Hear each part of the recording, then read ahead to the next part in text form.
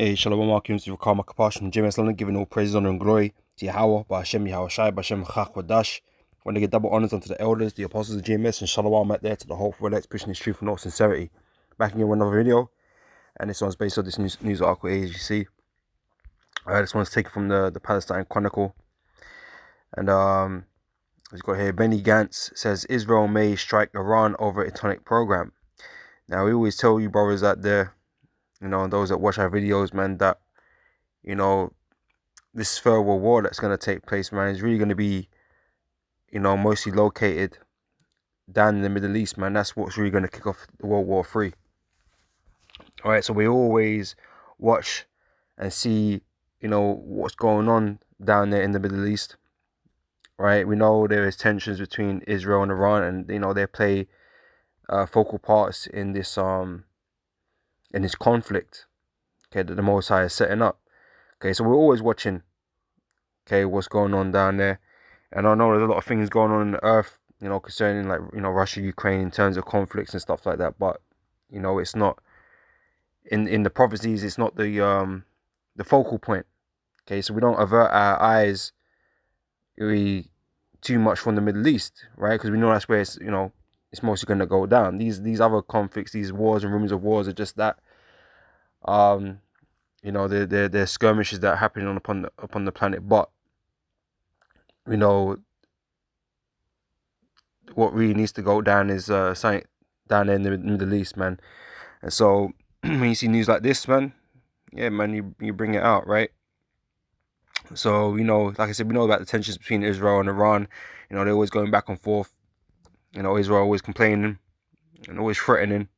Okay, Iran are threatening. They go back and forth, right? But eventually it's going to become a reality, man. And this scripture here from Jeremiah chapter 49 verse 20 says, "Therefore hear the counsel of the Lord that ye have taken against Edom." Okay, these small hats, right? They're nothing but Edomites, right? Of the tribe of Amalek, right? Posing as God's chosen people, right? So these are nothing but Edomites. Okay, they're just of the tribe of Amalek, which is like the head tribe of the nation of Edom. All right. So therefore hear the counsel of the Lord that he have taken against Edom, and his purposes that he have proposed against the inhabitants of Teman. Surely the least of the flock shall draw them out. Surely he will make their habitation desolate with them. Right. So among all these Edomites, this is like even though they're the head tribe, they're a small portion of Esau, right? And they're the ones really calling the shots. They're not like an elite class. Well, not all of them. Obviously, some of them are just peons, like the rest of these Edomites. But the elite classes are really come out of the tribe of Amalek. Like the Rothschilds and their branch families. They're the ones kind of calling the shots right now. They're the ones in charge of the earth. Promoting all this wickedness, right? So, but these represent a small group of people out of the tribe of Esau, right? So the least of the flock is referencing them, right, and all the influence that they have, and how they're going to bring around this conflict, right? They're going to bring this conflict into play, right? So let's just read some of this article here. It says Israel Defense Minister Benny Gantz suggested his country could launch a strike against Iran's nuclear program, calling it a global problem at a conference on Tuesday. So it was like yesterday, right? Gantz also criticized the 2015 nuclear deal abandoned by the US in 2018 and the possibility of its revival, though the negotiations to that effect don't seem to be going anywhere. Iran is a global problem. It is not just Israel's private problem, right? So again, they want the whole world to come and do something about this, right? The US, Europe, NATO, right? They want them to get involved and stop Iran, right? And Israel don't really want to go it alone.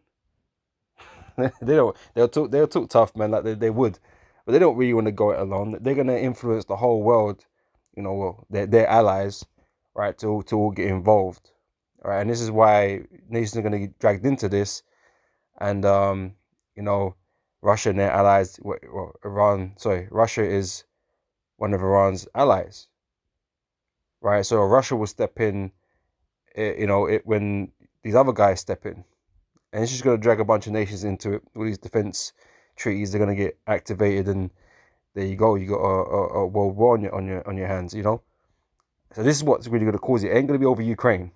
Okay, ain't no one to give a damn about Ukraine. They don't care enough, right? But Israel, nah, the world will come together for that. As they have such a pulling power to make shit happen, right? This is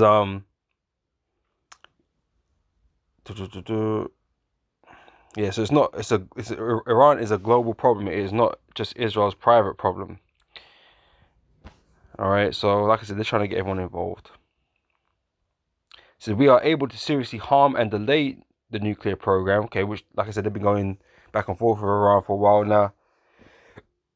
They've been sabotaging their development, right? So he added, when he asked if Israel was capable of delaying Iran's progress towards creating an atomic weapon or stopping it outright, the former head of the Israeli military, who was brought back into the caretaker government in June, insisted that the nuclear deal negotiated in 2015 was a bad agreement that would only temporarily delay Tehran's atomic ambitions. Lifting the sanctions would enable Iran to develop its economy and eventually legitimize a return to the nuclear program at a later date. All right.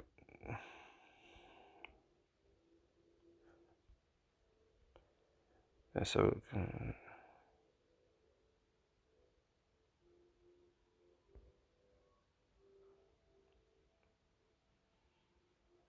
let me read this paragraph here.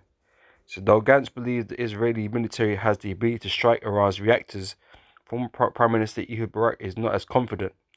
In a opt for Time magazine on Monday, Barak admitted that Israel had destroyed Iraqi and Syrian nuclear research in 1981 and 2007, but that Iran was different. So both Israel and for sure the US can operate over the skies of Iran against this or that site or installation and destroy it. But once Iran is a de facto threshold nuclear state, this kind of attack simply cannot delay the Iranians from turning nuclear. Indeed, under certain circumstances, it might accelerate their rush toward assembling that bomb and provide them a measure of legitimacy on grounds of self-defense, he wrote. So nothing short of US issuing a diplomatic ultimatum backed by a credible threat of wide-scale war will work. Right, so that war, they're throwing around that threat of war around a lot. All right, so, but eventually it's going to come to that. All this talking will end, because like I said, it's all pursuant to the prophecies that are written in the scriptures here. All right, so this is from Joel chapter 3. I'll start from verse 2. I'm going to jump down to 12 after, or 9 rather. All right, this is verse 2. So I will also gather all nations and bring them down into the valley of Jehoshaphat, and will plead with them there for my people and for my heritage Israel, whom they have scattered among the nations that part in my land. Okay, this is actually talking about, the children of Israel. Okay, not the Edomites in the land of Israel, right? The Lord is going to bring vengeance upon these nations for his children, right? But the valley of Jehoshaphat Jehoshaphat means Yahweh's judgment, right? And the valley of Jehoshaphat is down there in the Middle East. Okay, so that's where the Lord is going to bring these armies, right? This is verse 9, right? It says, proclaim ye this among the Gentiles, okay, among the other nations. Prepare war, right? And these guys are all preparing for war, right? Like I said, Iran's got their nuclear program going on. Even though they say it's for civilian purposes or whatever. Yeah, they're still ramping up their technology. They're still creating weapons of war and all that kind of stuff. All these nations are, right? They're all gearing themselves up for a war that they can see is on the horizon. So let all the men of war draw near. Let them come up. Beat your plowshares into swords and your pruning hooks into spears. Let the weak say, I am strong. Right? And like I mentioned before, man, these nations are coming together, bolstering one another. With stronger nations like Russia and China. Okay, you're getting money, getting resources, getting weapons and technology and all this sort of stuff. Okay, they're becoming stronger. They're not as weak as they once were. All right. It says, assemble yourselves and come, all ye heathen, and gather yourselves together round about, till cause thy mighty ones to come down, O Lord. Let the heathen be wakened, and come up to the valley of Jehoshaphat, for there will I sit to judge all the heathen round about. Right? So that area is the focal point of this war. All right. So we know, like I said, we know to keep an eye on in that place. Okay, our attention is,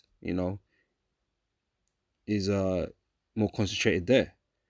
Okay, yeah, Russia, Ukraine, things can be going on the earth, and they're all important too, to its degree. But when we're talking about the Third World War and that kind of stuff, man, we know it's not gonna necessarily come from these other conflicts, these other skirmishes that are going on around the earth, right? It's mostly going to be, something that's gone down in the Middle East, right? And again, concerning Israel, most likely, Iran, or so on of the sort, right? It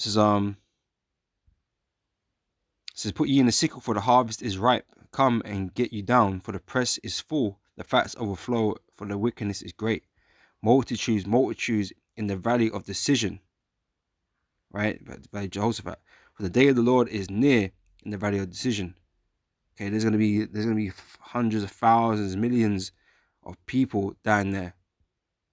Okay, who the Lord is gonna destroy. Okay, mutually destroy them in this war. All right, and that's what we're waiting for. That's what's gonna occur, man. And before then, we're gonna see, the MOTB come into effect and whatnot. But it's just to make, a point of the fact that these other wars and skirmishes, man, they're not gonna kick off the World War III, as some had thought. Okay,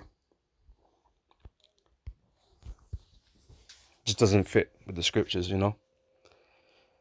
It's Revelation chapter 16, verse 16, and he gathered them together into a place called in the Hebrew tongue Armageddon, right? And so it's effectively talking about the same place. You have Valley Jehoshaphat down there in the Middle East, all right? And that's from the book of Revelation, right? I'm just going to end up with this, right? It's from Zephaniah chapter 3, verse 8. So therefore wait ye upon me, saith the Lord, until the day that I rise up to the prey. For my determination is to gather the nations. That's what the Lord's doing, is gathering them, right? That I may assemble the kingdoms to pour upon them mine indignation. Okay, where is that going to be? In the valley of Jehoshaphat.